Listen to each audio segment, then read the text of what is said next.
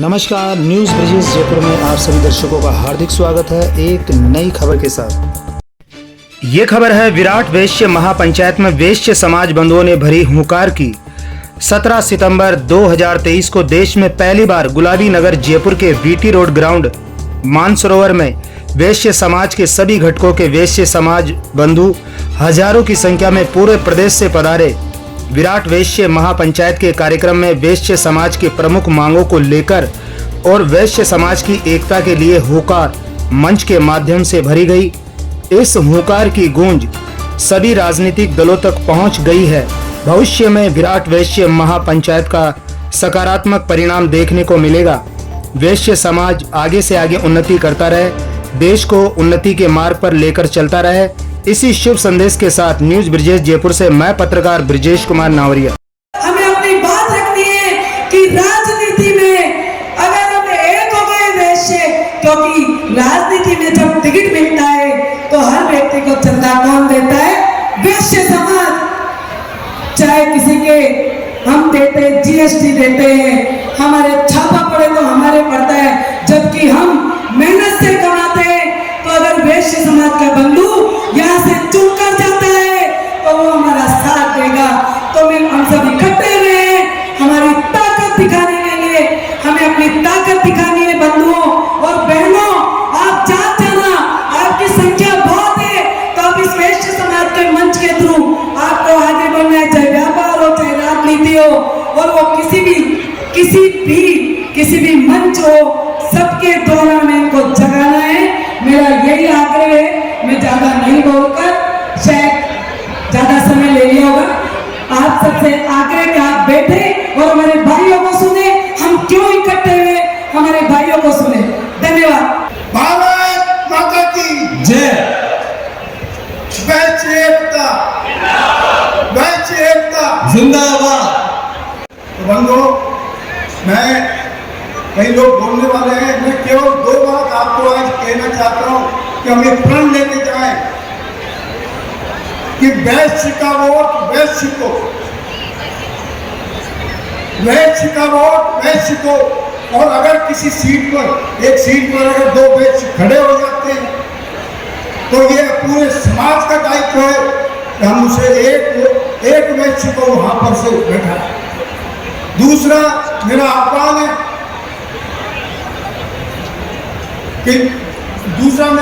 है कि पहले हम करेंगे मतदान और बाद में खोलेंगे दुकान। पहले करेंगे मतदान फिर खोलेंगे दुकान। तो बंधुओं, आज आप सब लोग ये प्रण लेके जाएं। आगामी जो नवंबर दिसंबर में चुनाव होने वाले हैं, हमें वैश्य का वोट वैश्य को देना है और मतदान करके फिर जाकर के दुकान खोलनी है। जय हिंद, जय भारत। मैं और बात न करते हुए एक कविता मैं इस मंच से समर्पित करना चाहती हूँ उस शख्स के लिए, उन दोनों महानुभावों के लिए जिन्होंने अथक प्रयास करके आज इस कार्यक्रम को विराट बनाया और हम सबको इसमें शामिल किया है।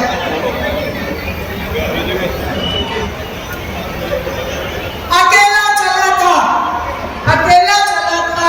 कारवां बनता चला गया। आगे मंजिल में बहुत तूफान आए, बहुत रोड़े आए, बहुत आंधियां आई, बहुत बाधाएं आई, पर उसका डटकर सामना किया। आंधियों की धूल को हटाकर साफ करता चला गया, कारवां बनाता चला गया, कारवां बनाता चला गया। हौसला, उत्साह, जोश और उमंग नहीं हुआ कभी कम। वैश्य महापंचायत होगी जरूर सफल, हुई जरूर सफल। बस यही विश्वास की डोर हमें चलता चला गया, चलता चला गया। अकेला चला था, कारवां बनता चला गया, कारवां बनता चला गया। समाज के लिए जीना उजाले जैसा है, जिंदगी के रंगीन कैनवास जैसा है, खुद गर्जी बेरंग लिबास जैसा है। बस ये ही मामला साकार करता चला गया। अकेला चला था, कारवां बनता चला गया। युगों युगों तक याद रखेगा, युगों युगों तक याद रखेगा। ऐतिहासिक दिन होगा। कर्मठ, संघर्षशील, जुझारू समाज के ये सेवी नहीं भुला सकेंगे कोई इनका योगदान। जन जन को तमन्ना जगे, वैश्य समाज मजबूत हो जाए। इतना मजबूत आधार बनकर आज का ये कार्यक्रम सफल हो गया। बस ये इच्छा लेकर अकेला चला था, कारवा बनता था। सबसे पहले तो मैं आप लोगों को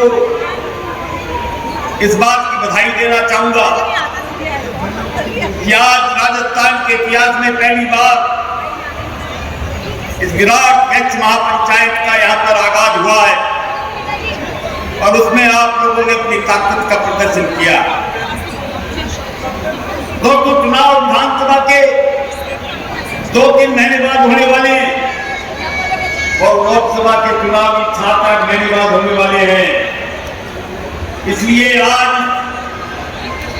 वृक्ष महापंचायत में हम लोगों ने जिस प्रकार की एकता का परिचय दिया है, हम सभी राजनीतिक दलों से जिसकी की सरकार है, जो भी विपक्ष में, सबसे 4 बातें कहना चाहिए। पहली बात, मैं मोदी जी को धन्यवाद देना चाहता हूं कि उन्होंने आर्थिक पिछड़ेपन के आधार पर 10% आरक्षण किया, परंतु मैं इसके साथ साथ ये अनुरोध करना चाहूंगा मोदी जी से कि 10% आरक्षण जो दिया ईडब्ल्यूएस का पर्याप्त नहीं है, इसको निश्चित रूप से और 15% करना चाहिए। और जो 8 लाख की लिमिट है, आज जिस प्रकार से महंगाई बढ़ रही है, 8 लाख बहुत कम है, इसकी लिमिट 12 लाख कम से कम करनी चाहिए। और यदि मेरी बात का आप लोग समर्थन करते हैं तो मेरी हर बात के लिए आप अपना समर्थन देने के लिए तालियां निश्चित रूप से बजाएंगे। दूसरा मेरा कहना यह है कि आज पूरे प्रदेश में जिस प्रकार से कानून व्यवस्था बिगड़ती जा रही है, आज व्यापारी अपने आप को सुरक्षित महसूस करता है। लूटपाट की घटनाएं होती है तो व्यापारियों के साथ, मारपीट की घटनाएं होती है तो व्यापारियों के साथ, रंगदारी की घटनाएं होती है तो व्यापारियों के साथ। केंद्र सरकार ने और राज्य सरकार ने केंद्रीय कल्याण व्यापारी कल्याण बोर्ड को बना रखा है और उसको कोई कॉन्स्टिट्यूशनल पावर नहीं है, कोई संवैधानिक अधिकार नहीं है। इसलिए हम ये कहना चाहेंगे विराट पंचायत के माध्यम से कि जिस प्रकार महिलाओं के लिए महिला आयोग बना हुआ है, अल्पसंख्यकों के लिए अल्पसंख्यक आयोग बना हुआ है, अनुसूचित जाति के लिए अनुसूचित जाति आयोग बना हुआ है, उसी प्रकार से व्यापारी कल्याण आयोग का गठन होना चाहिए जिससे कि उनको संवैधानिक पावर मिल सके।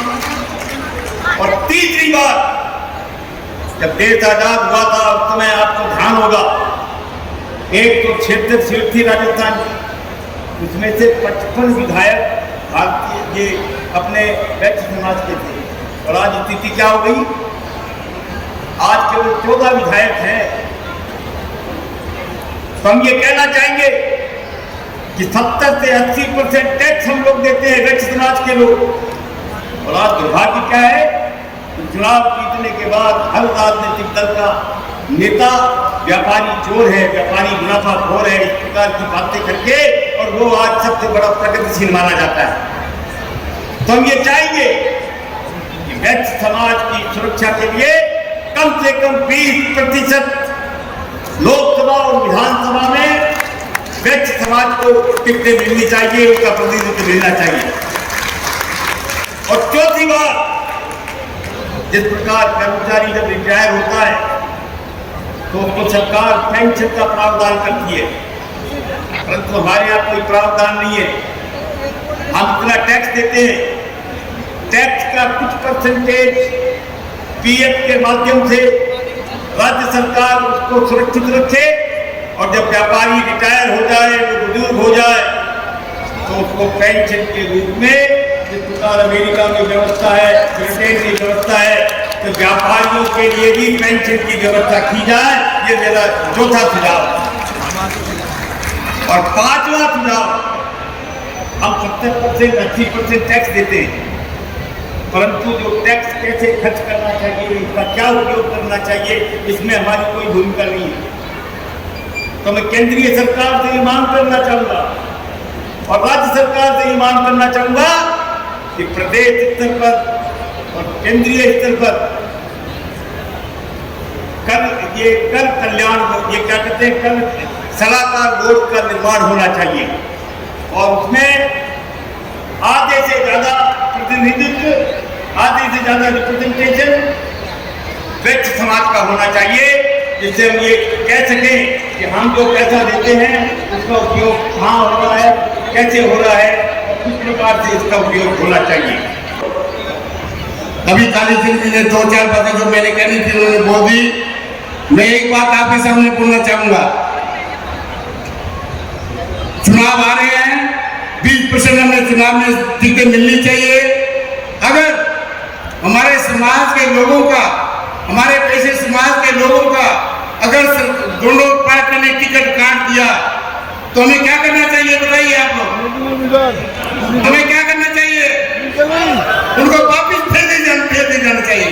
अगर हमारे समाज में वैश्य बंधु को टिकट काट दी तो मैं चेतावनी देता हूँ, चाहे कोई भी पार्टी हो, उनको सोचना पड़ेगा, अभी तो उनको हरा करके हम भेज देंगे। एक ही बात आपके बीच में रखूंगा, मंच पर विराजमान सभी हमारे सम्मानित अतिथिगण और यहाँ पर विराजमान वैश्य समाज वो वर्ग जो हमारे पूर्व वक्ताओं ने कहा कि लगभग 360 से भी ज्यादा जातियों का एक वर्ग मिलाकर एक वैश्य समाज हमारा बनता है। और ये समाज जिसने कभी एक हॉल में तो जरूर मीटिंग की होगी, लेकिन खुले मंच में खुला एक मजमा लगाकर मीटिंग करने का जो प्रयास पहली बार वैश्य समाज ने किया, मैं वैश्य समाज के सभी लोगों को, प्रदीप जी को, राकेश जी को और मंच पर विराजमान सभी पूरे वैश्य समाज के सभी घटकों के अध्यक्षों को, पूरी आयोजन समिति को बहुत बहुत धन्यवाद देता हूं कि आपने एक नए युग की शुरुआत की है। आपने उस वर्ग को इकट्ठा करने की शुरुआत की है जो वर्ग जिसने कभी संघर्ष नहीं किया।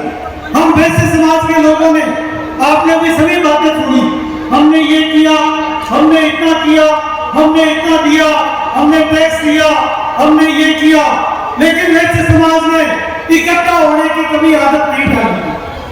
और जब तक हम इकट्ठे नहीं होंगे, जब तक हम राजनीतिक रूप से जागृत नहीं होंगे, जब तक हम सामाजिक रूप से एक नहीं होंगे, तब तक हमारी इन सारी चीजों को जो हमने कही उनको संरक्षण नहीं मिलेगा।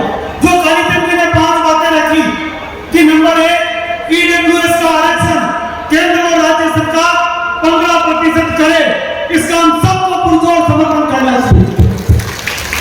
नंबर 2 कि वैश्य समाज के लोग जो प्रताड़ना सहन करते हैं, जो लूट के साथ लूटपाट होती है, व्यापारियों के साथ बेईमानी होती है, उनके लिए बोर्ड तो बनाया जाता है, लेकिन वैश्य कल्याण आयोग आज तक नहीं बना, पर उनको आयोग बनाकर उसकी मांग करनी चाहिए ताकि हमको न्यायिक शक्तियां मिल सके और हमारे साथ न्याय हो सके। उस आयोग की मांग के मैं समर्थन करता हूँ। कालीचंद जी ने कहा कि राजनीतिक ताकत बढ़ाने के लिए 20% सीटों का दोनों पार्टियां घोषणा करें। तो भाई साहब मैं इसमें एक बात कहूंगा, ये दोनों पार्टियों में एक में तो अपन लोग हैं और एक में सीताराम जी लिए बैठे हैं और एक पार्टी में और आएगी तो वो भी देख लेंगे। सब पार्टियां आपके पास आ जाएगी, 20-25% दे देंगे, लेकिन वैश्य समाज के जो 4 लाख लोग जयपुर में और 40 लाख लोग पूरे राजस्थान में वो इकट्ठा होना जिस दिन सीख लेंगे, उस दिन सारी राजनीतिक पार्टियां आपके हमारे पास आकर अपने आप हमारे पास होंगी। मैं ये नहीं कहता कि इकट्ठा पंडाल में हो, मैं ये नहीं कहता कि इकट्ठे किसी मैदान में हो। इकट्ठा होने का मतलब हमारी राजनीतिक ताकत को पहचानना पड़ेगा और वैश्य समाज के लोग यदि इकट्ठा होने का मतलब आपने इकट्ठा होकर एक जगह वोट डालना सीख लिया, वोट की ताकत पहचान ली, एक जगह वोट डालना सीख लिया, तो आपकी ताकत को दुनिया पहचानेगी और आपको आरक्षण मांगना नहीं पड़ेगा। और चौथी मांग जो कालीचंद जी ने की वो ये कहा, याद करो कौन सी बात कही थी,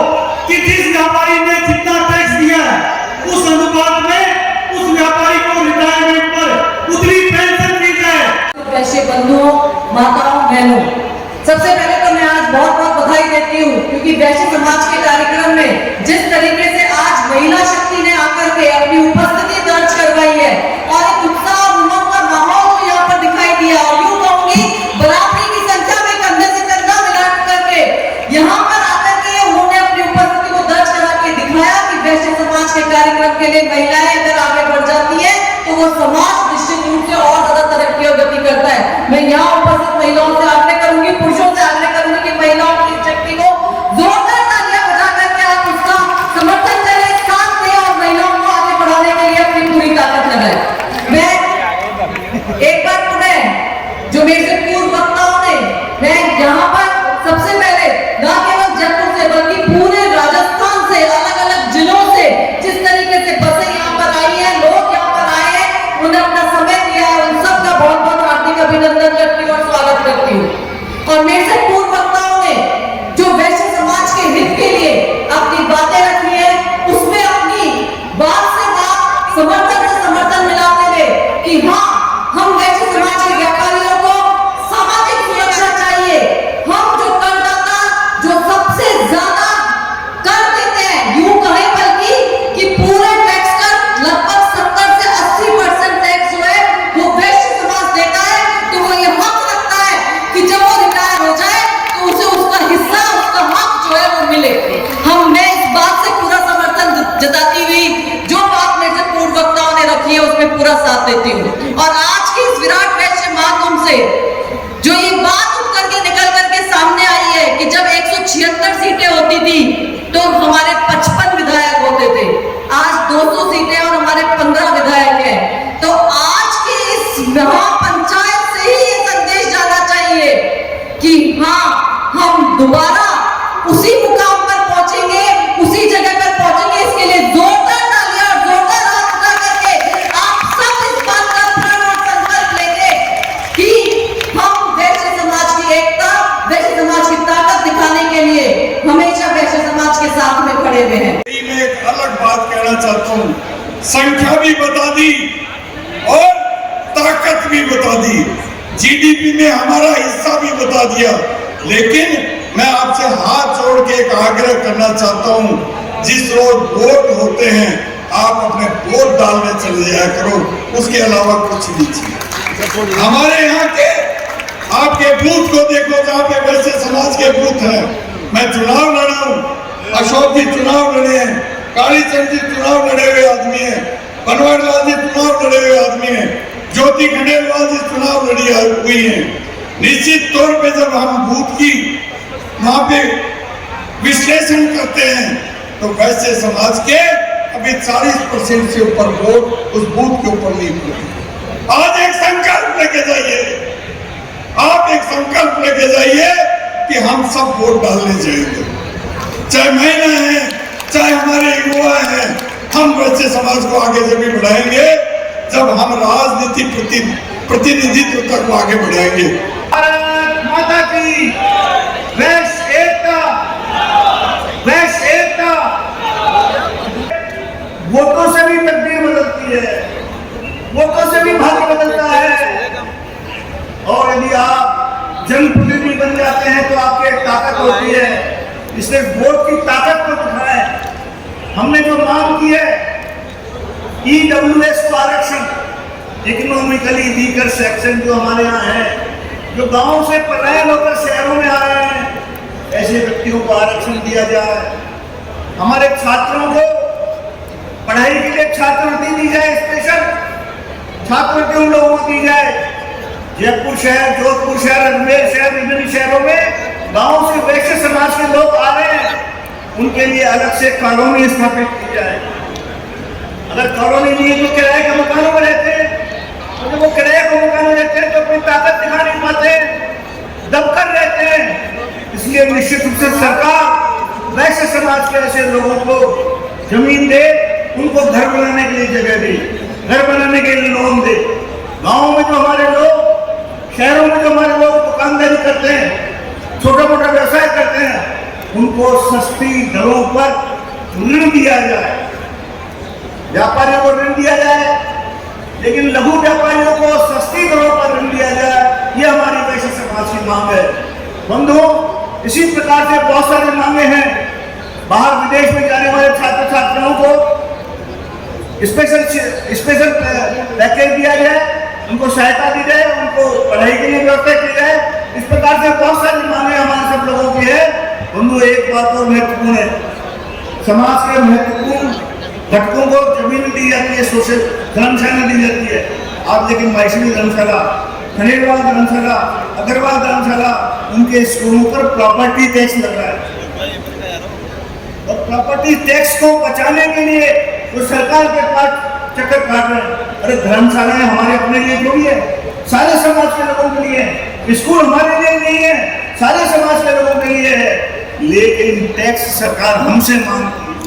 मुझे मालूम है कि समाज के विभिन्न वर्गों के लोग डीएलपी में जाते हैं, चक्कर खाते हैं, मंत्री के पास जाते हैं, चक्कर खाते हैं। हमारे धर्मशाला का टैक्स माफ करो, हमारे स्कूल का टैक्स माफ करो, हमारे संस्थान का टैक्स माफ करो।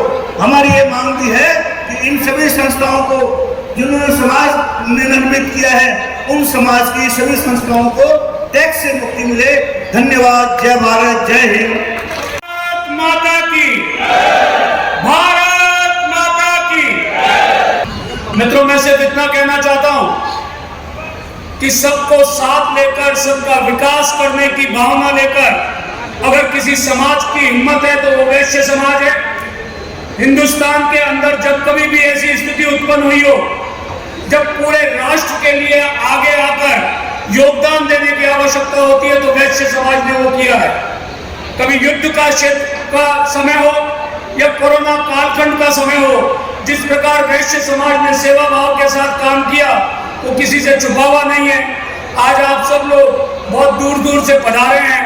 मैं एक बार पुनः आदरणीय राकेश जी को, आदरणीय प्रदीप मित्तल जी को, इस पूरी टीम को, मेरी बहन अनुराधा जी को, सुभाष जी जैन साहब को और यहाँ सामने विराजमान सभी प्रमुख लोगों को बहुत बहुत धन्यवाद देता हूँ। आप सबसे मिलना, आप सबसे मुलाकात करना हमेशा आपका आशीर्वाद प्राप्त करने जैसा है। आज तो पूरे राजस्थान के वैश्य समाज से मिलना हुआ है। आप सबका बहुत बहुत धन्यवाद। आज इस विराट वैश्य महापंचायत के आयोजकों को बधाई देते हुए यहाँ उपस्थित सब लोगों को मंच और आप सबको कहना चाहता हूँ, हमारी लीडरशिप भी डेवलप हो, हम लोग भी बैठ कर तय करें। जैसा आपने अभी मंच से कुछ लोगों ने कहा कि कहीं एक से अधिक अगर हमारे वैश्य बंधु चुनाव लड़ रहे हैं, हमारे समाज के नेता बैठ कर तय करें, इसको जिताकर हमको राजस्थान की विधानसभा में, देश की लोकसभा में भेजना है, हमको प्रदेश के इस नेतृत्व के लिए भेजना है। ये हम बैठ कर तय करें, लड़ने के लिए नहीं छोड़े। अगर हम लड़ने के लिए छोड़ेंगे तो 2 लड़ेंगे, दोनों हारेंगे, 3 लड़ेंगे, तीनों हारेंगे। अपने लोगों का चयन कर लो और आपस में बातचीत कर लो। जो व्यक्ति हमारे समाज के लोगों की बात नहीं माने, उनके लिए समाज का आह्वान करोगे, भैया ये आदमी समाज की बात नहीं मानता और समाज की बात नहीं मानकर अलग से चुनाव लड़ने की कोशिश कर रहा है या अलग से अपना प्रभुत्व कायम करना चाहता है, ऐसे व्यक्ति के खिलाफ हम सब लोगों ने, समाज के लोगों ने मिलकर एक राय होकर इस व्यक्ति के साथ लड़ने का निर्णय किया है। अब लोकतंत्र में ज्यादा लंबा समय नहीं बचा है। कानून वो बनेंगे जिनकी संख्या ज्यादा होगी, पालन करने के लिए केवल हम बचे हैं, क्योंकि टैक्स से हमारे से सरकारें चलेंगी, चाहे प्रदेश की हो या देश की हो। मैं आप सबका जोरदार अभिनंदन करते हुए मंच का भी अभिनंदन करता हूं और खासतौर से भाई राकेश जी, भाई प्रदीप जी, आप सब लोगों का अभिनंदन करते हुए ये कहना चाहता हूं कि हमको अपनी लीडरशिप की तरफ ध्यान देना होगा। आज हमने इतनी बड़ी वैश्य महापंचायत की है, इससे हम क्या यहाँ से लेकर जाएंगे, ये सबक लेना चाहिए, ये विचार करना चाहिए। और केवल महापंचायत को या इसको आज करके इसकी सफलता पर हम केवल ये सोच रहे हमने सफल वैश्य महापंचायत कर ली, हमारा काम हो गया, इससे कुछ होने वाला नहीं है। हमको मांगने नहीं जाना चाहिए, हमको मांगने जाने की जरूरत नहीं पड़े। हमारी ताकत और हमारे संगठनात्मक एकता वो संदेश पहुंचाए सारी पार्टियों को, क्या वैसे भी एक हो गया दूसरे समाज की तरह, इनसे बात करनी पड़ेगी और इनकी मांग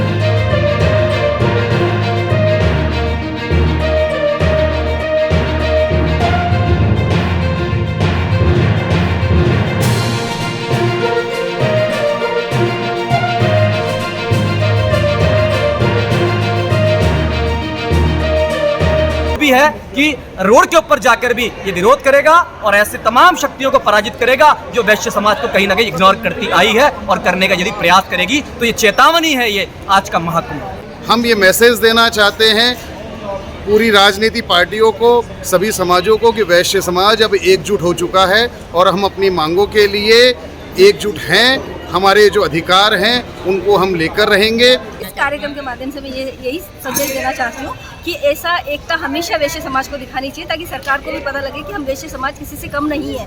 हम वैश्य समाज जिंदाबाद जिंदाबाद। आज वैश्य समाज ने अपनी एकता का परिचय दिया, इसी प्रकार से हमेशा एकता का परिचय दें और आगामी जब भी जरूरत पड़े समाज को तो हमको सबको एकजुट होकर इस प्रकार से ही समाज की एकता का परिचय दें। इस कार्यक्रम के जो संयोजक है प्रदीप जी मित्तल और राकेश जी, इनके लिए आप क्या कहना चाहेंगे? इनके लिए इस कार्यक्रम का इन्होंने आयोजन किया, बहुत हर छोटी छोटी चीज़ों को ध्यान में रख के, बारीकी को ध्यान में रख के इन्होंने इस आयोजन में सारी व्यवस्थाओं को ध्यान में रखा और बहुत इतना सुंदर प्रोग्राम हुआ, इतनी अच्छी व्यवस्थाएं थी कि जितनी तारीफ करी जाए उतनी तारीफ कम है। भोजन की व्यवस्था इतनी सुंदर व्यवस्था, एक इज्जत के साथ भोजन था, हर व्यक्ति ने बड़ी प्रसन्नता पूर्वक भोजन किया और बड़ी स्वादिष्ट का भोजन था। भविष्य में अगर इसी प्रकार से कोई भी अगर समाज का कोई कार्यक्रम होता है तो ऐसे में आप समाज बंधुओं को क्या संदेश देना चाहेंगे? हम तो यही कहना चाहेंगे कि इस तरीक़ा से सबको जब भी समाज को आवश्यकता हो, जब भी समाज का आह्वान हो तो हम सबको एकता का परिचय देते हुए और अपने समाज की एकता का प्रदर्शन करना चाहिए। जितने भी राजनीतिक दल है उनसे हम ये मांग करते हैं कि हमारी बहुसंख्या के आधार पर हमको प्रतिनिधित्व दिया जाए ज़्यादा से ज़्यादा। पत्रकार महोदय, मैं आपके माध्यम से एवं सभी मीडिया चैनलों के माध्यम से सभी राजनीतिक दलों से ये मांग करूंगा कि वैश्य समुदाय का प्रतिनिधित्व उनकी जनसंख्या के आधार पर सभी दल उनको दें, क्योंकि वो